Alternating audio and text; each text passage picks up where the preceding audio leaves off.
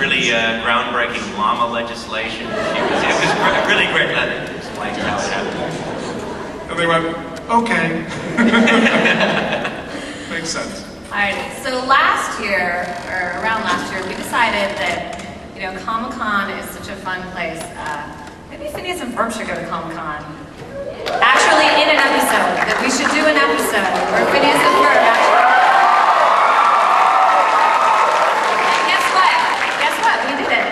And we're going to show a little bit, for you today. Probably set it up. Yeah, Dan, why don't you set it up for us? So there's several things going on here. Phineas and Ferb have unwittingly dressed as two of their favorite characters, but they're from two different genres of movies. And so it's basically the science fiction fantasy, you know, Star Wars type geeks are against the Lord of the Rings type geeks, and they've been separated into these two camps because of how they're dressed, and they're trying to stop these two factions from going to war. And in the convention center, and you'll actually, I think, see the war in the convention center. And meanwhile, Candace is there in disguise. She's wearing a Ducky Momo costume, which is this kids show she grew up with, and so she's very embarrassed about the fact that she is dressed as Ducky Momo, so she doesn't want people to see her, and she doesn't want to cause a big thing, but she just wants to get a rare piece of Ducky Momo memorabilia that's for sale. And we have Doofenshmirtz and Perry, throughout the episode so far, have just been starring in a 70s buddy cop TV show. That we don't explain what's going on at all. I just saw a guy dressed as Doofenshmirtz. I just noticed that too.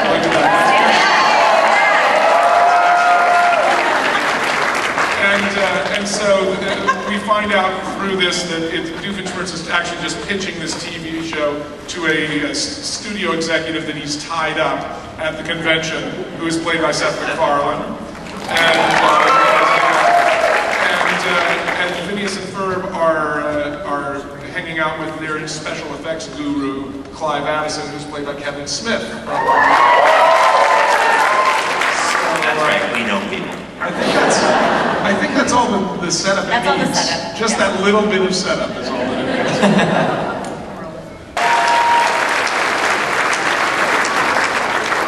Dan, do you want to talk a little about the platypus and his girlfriend backstory there? We kept getting wish lists from the executives, and one of them was that Perry should get a girlfriend. They said it in different ways. Maybe Perry can have a girlfriend. We could see that Perry maybe had a girlfriend. Could Perry have a girlfriend? And we kept saying no. So we put that in, and they've stopped asking us. You know, someone's going to ask you, I bet you, at the Q&A, if Perry can have a girlfriend. So next year, we have an even bigger event coming out next summer. Do you guys want to talk about that? We're doing a movie-long version for the channel, a Disney Channel original movie, as they say, of Phineas and Ferb. Phineas and Ferb across the second dimension in fabulous 2D. And what we understand is they will make 2D glasses available for you if you need them to get the full flat effect. It's the biggest story we've ever told. It's a huge action-adventure story, and Phineas and Ferb in the movie actually find out that Perry the Platypus is actually a secret agent, and they go, and it becomes a funny film of them going on an audible gas. It's turning out fantastic. We're just sort of wrapping up the writing and drawing on our end, and it'll be on, I think, August of next year. August. And I'm really happy with it. Some of the best songs we've written, and some of the most fun stuff we've seen with our characters. So look forward to that. We're actually going to show a little sneak peek. Is it the Goozum? No, it's the open. It's the song. open. Here's the okay, opening. so this is the opening 5 minutes of the show. This is just a tease. It's just the opening song. Okay.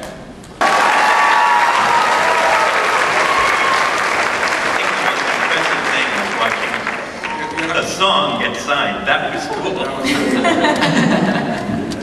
We you'll notice that was like my voice and one of our director's voices in there as Phineas and well, as Doofenshmirtz, I guess is my voice. But we record the voices sort of midway through the process, and then if we do any rewriting, it's just us in the editing room, and we do our voices, and then later Vincent will come in and replace that with it. So it But won't always sound like me. we did actually get Credington to work on the show. He's hard to get too. He's got a full schedule. It's early stages. It's rough stuff. I love it.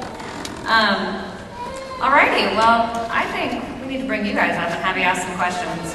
I'm done asking questions. I have a question. Yes. I want to know how long it's going to take to draw that movie. Well, it's taken 6 months so far. So it's going to be another, what, 8 months overseas? Yeah, something like that. We'll start getting footage back in about 8 months.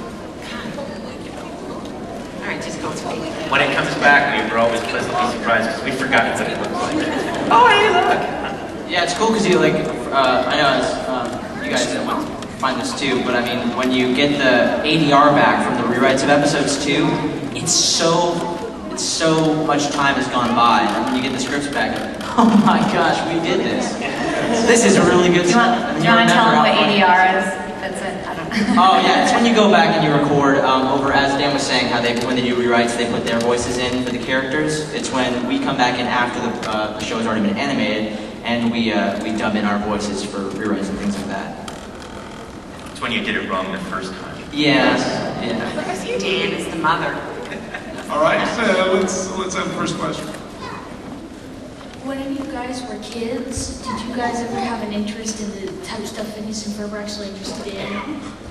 Well, that's sort of how we base the show. Is sort of like Swampy and I remember what it was like to be a 9-year-old boy, and what the kind of stuff trouble we would get into, and we think, what would we have done if we were unhampered by reality and money and time and space and physics? You know, what if we could do anything at all? What kind of silly things would we get up to? Somewhere in a box somewhere are probably the original drawings that I had for the roller coaster I wanted to build in my backyard.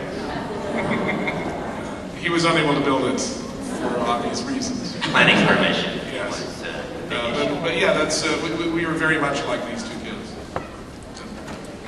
Next. Hello, what you doing? Nothing much. Just sitting on a Comic-Con panel.